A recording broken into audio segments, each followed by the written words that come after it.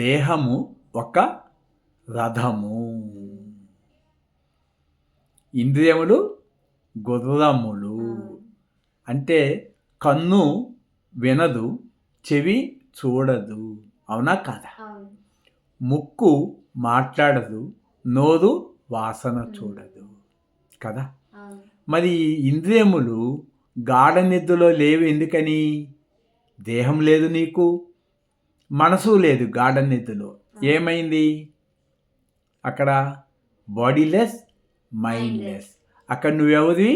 Commander, supreme commander, supreme judge గారు లాగా. మరి మనసు నీకు ఆబ్జెక్ట్ కదా. అంటే you are the commander of your mind. అంటే నీవు ఆజ్ఞాపిస్తే మనసు కదలాలి. మనసు కదిలిన తర్వాత ఇంద్రియాలు పని చేయాలి. అంటే మనసు చెప్పినట్లు పని చేయాలి. మళ్ళా ఆలోచన వస్తే బాడీ ఎక్కడికి కావాలంటే అక్కడికి వెళ్ళాలి.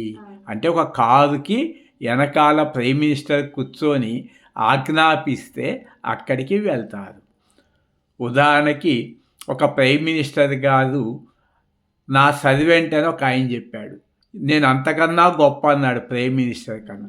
అదేంటిరా అన్నారు. అవును, ప్రైమ్ మినిస్టర్ అయినా సరే నేను కూర్చోమంటే కూర్చుంటారు, నిలబడమంటే నిలబడతారు, దిగమంటే దిగాల్సిందే అన్నారు.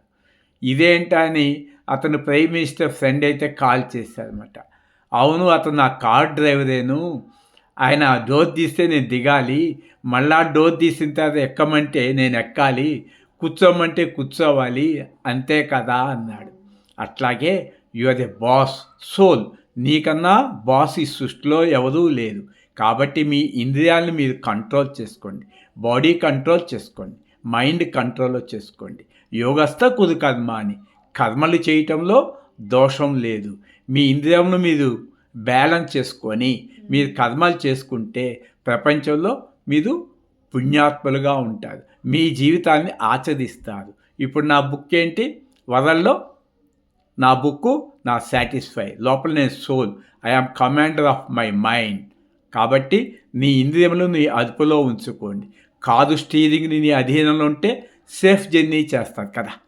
కారు స్టీరింగ్ అదుపులో లేకపోతే ఫెయిల్ అయిపోతుంది. అట్లాగే ఒక్క నీ ఆలోచన అపవిత్రమైతే నీ జీవితం అంతా కూడా వేస్ట్ అయిపోతుంది.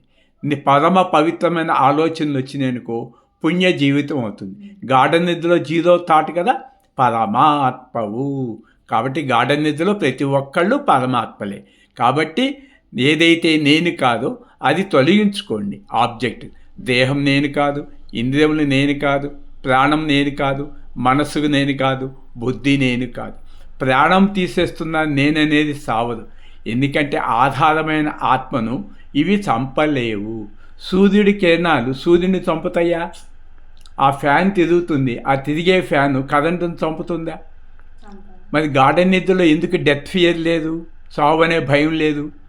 అక్కడ ఫియర్లెస్ మైండ్, డెత్లెస్ మైండ్. కాబట్టి గాఢ నిద్రలో లాగా డెత్లెస్ లైఫ్లో మెలకువలోనే పొందటమే జ్ఞానము.